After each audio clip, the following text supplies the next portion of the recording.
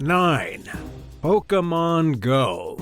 Officials in Arizona had arrested the parents of a 2-year-old son after they allegedly abandoned him to play Pokemon Go. A neighbor noticed that the kid was trying to get inside the house, but no one was opening the door. The kid was barefoot and was only wearing a diaper and a t-shirt. He was crying his eyes out. When the deputies finally showed up, they broke in, and one look at the family pictures displayed confirmed that the child did belong to the same house. One of the deputies had discovered a mobile number that seemed to belong to the child's father, 27-year-old Brent Daly. The officials called the number and notified the man that his child had been found abandoned. Brent Daly allegedly replied, "Whatever," and disconnected the call. Brent Daly and his wife, 25-year-old Brianne Daly, were said to have returned to their residence about an hour after the deputies arrived. The two initially claimed they were out to get gas for their car and had left the boy while he was asleep. However, the couple eventually confessed to driving around Santan Valley for more than 1.5 hours, stopping at parks and other locations to play Pokemon Go. As per the sheriff's department, both parents were arrested for child neglect and reckless conduct. The child has since been put in the custody of Department of Child Services. After all, neglecting a child under any circumstances is unacceptable, especially playing a stupid game. 8. Plastic surgery. In today's world, it's no surprise that teens are bombarded with toxic messages that equate self-worth with picture-perfect looks. Sadly, some parents push their children into believing the fake messages of the media that says they should look a certain way, making room for cultivating lower self-esteem and instilling a strong inferiority complex. Such parents expect children to live up to impossible expectations. One mother, labeled as the human Barbie, decided to assist her baby girl in overcoming her bodily insecurities by agreeing to pay for her $10,000 boob job. But here's the catch: her child was only 7 years old. Now, who in their right mind would do this to a girl in the 2nd grade? The mother stated that she did it because her child insisted on getting a boob job, liposuction, with some other cosmetic procedures to make herself look more visually appealing. The human Barbie apparently also taught her daughter to pole dance when she was just 6 years old.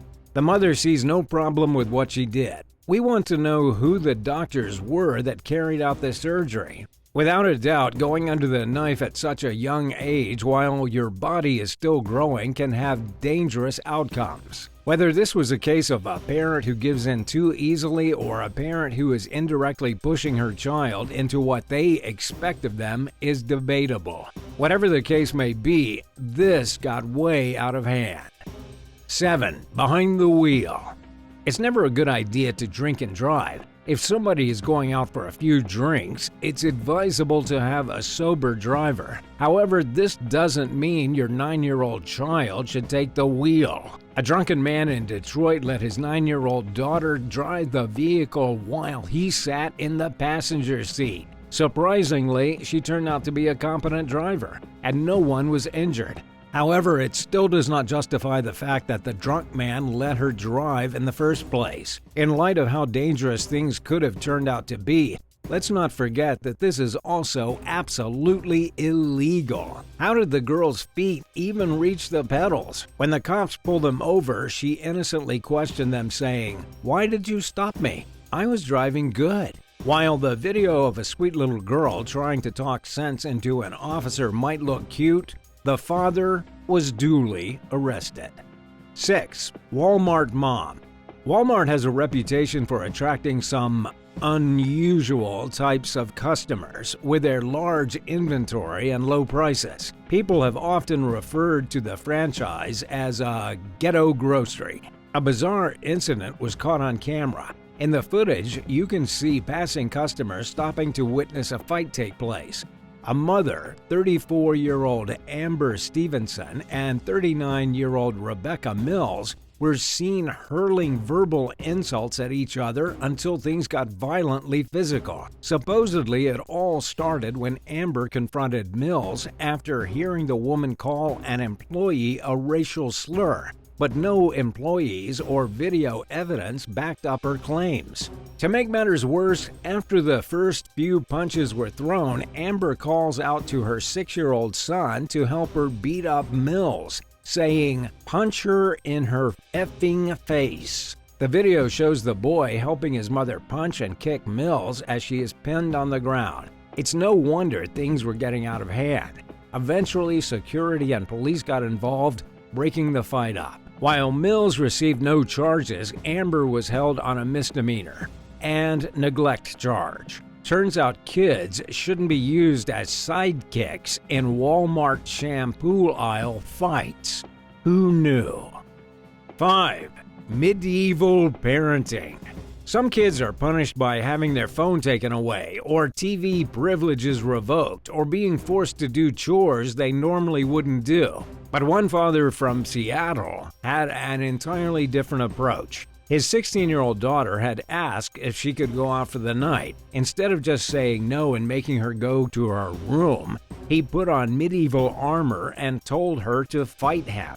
And it wasn't a simple match either. Apparently, the fight continued until 4 a.m. Before the fight, he beat her with a wooden sword for 2 hours. The daughter didn't take this sitting down. After the ordeal, she took pictures of her bruises and contacted child services, which promptly resulted in her father's arrest. 4. Digital.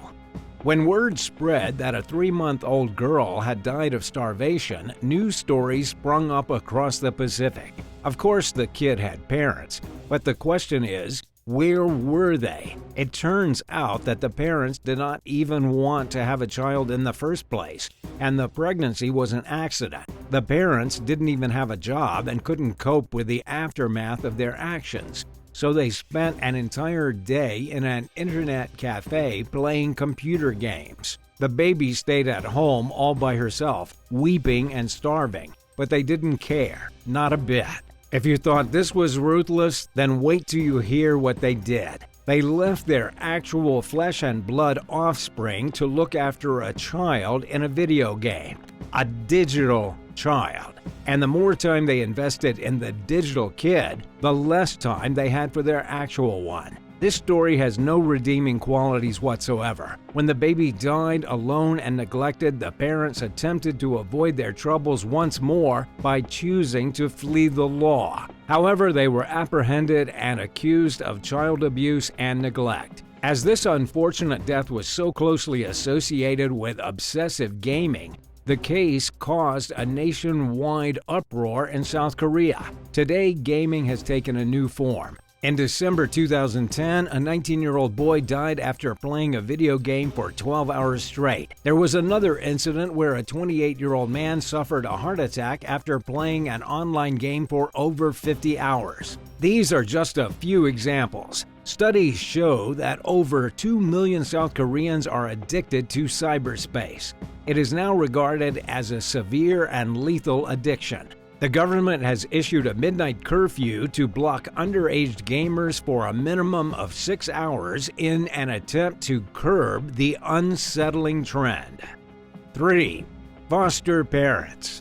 When 7-year-old Artyom Savelyev came to the city alone, Russian officials were called to a Moscow airport. The plane, which had just arrived from Tennessee, had flown the kid from the United States to Russia, all alone. The boy was brought to the Tennessee airport by his adoptive grandmother and quite literally dumped there. The boy's adoptive family asserted that he was unstable. They claimed that he was being sent away for the safety of the whole family. Onlookers never reported any dangerous tendencies that the boy may have had. Considering that he was left alone during the long plane journey across continents, The boy never showcased any disturbing behavior. On the contrary, nobody even took notice of it. The family, however, did not regard it as child abandonment since they left the child in the care of the hostess on the plane. They convinced themselves that she would look after the child regardless of her other duties on board. Artyom, the child, later told officers that his foster mother used to pull on his hair and throw fits around him regularly. Somebody in this situation was unstable, and it definitely wasn't the boy. After years of thought and consideration, Russia decided to prohibit all American parents from adopting orphans from Russia.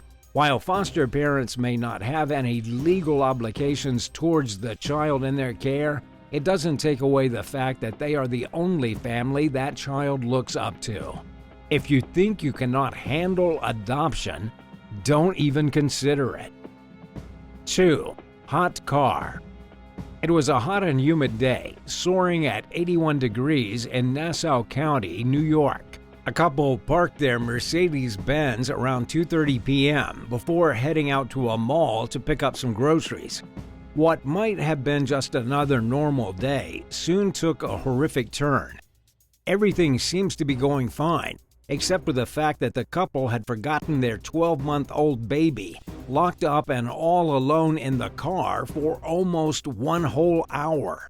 A passerby happened to see the baby crying and wailing out loud in the car seat. On failing to open the car, she called 911 and alerted them of the situation. The poor child was visibly sweating and in great distress, possibly even suffocating from the lack of air within the hot car. Another Samaritan who happened to come across the commotion stepped in to help. He tried to unlock the car with a lockout kit. He tried multiple times but failed. Finally, the officers arrived and they broke open the window, pulled the baby out of its car seat, and saved it from meeting a horrific end. The baby appeared to be flushed, exhausted, and profusely sweating. They immediately moved him to a store, gave him water, and tried to cool him off under the air conditioning. On further investigation, it was found that the parents, 28-year-old Lu and 34-year-old Xingkai Zhao, had left the baby in the car. It's a miracle that the baby escaped an untimely death. The parents were immediately arrested and charged with endangerment and with another additional charge of endangering the welfare of a child. The executive chief of the county, Laura Curran, said, "It doesn't take a long time for a car to reach deadly hot temperatures on an 80-degree day, and it takes even less time for there to be a risk of heat stroke for children." What is wrong with people? 1. Abuse to pay the mortgage. Raven Kiliana's parents would take her to a film studio when she was barely 4 years old. She was sexually abused in front of cameras for the majority of her childhood. It was the start of a 15-year ordeal in which Raven was routinely trafficked by her parents and other members of a systemized crime ring. What began from her residence in a middle-class suburb of the American Northwest spread to locations all over the U.S. and abroad. In those days, L.A. was a bustling hub full of film studios that provided numerous opportunities for the underground child abuse industry to thrive in the 1970s to 80s. Raven's father, who had recently lost his job, was always aggressive toward her younger brother. Still, Raven was given a particular status because she had become the family's breadwinner. Raven's value in the eyes of her abusers eventually decreased as she grew older. With age, the type of movies she was required to participate in became far more intense and aggressive. Nonetheless, she was raised to accept and rationalize the unjust treatment that her parents were throwing her way. In an interview, she said, "I told myself that my parents meant well, that what I was going through was what was necessary to help my family. It was paying our mortgage." Raven's history of abuse left a severe psychological impact on her adult life. She started to experience dissociative amnesia at a young age. It is a condition where distressing events of unavoidable trauma are blocked out, resulting in several gaps in memory. Raven has since struggled to break loose from her past and graduated from the puppetry course at the Royal Central School of Speech and Drama in London. Today, she uses her skills at puppetry to share her story without the prying eyes of the audience.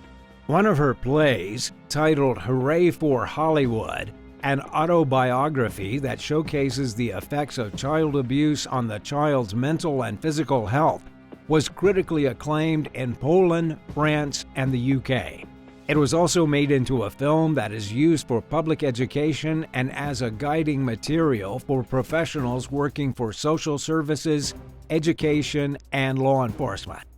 Although she has moved on, cut all ties with her parents, and made a new life for herself, she says that she still loves them and has forgiven them. However, the betrayal she was subjected to from the very people who were supposed to love and protect her will live on forever. Thanks for watching. Which one of these parents are the worst to you? Let us know in the comments down below, and don't forget to subscribe if you haven't already. See you next time. Bye.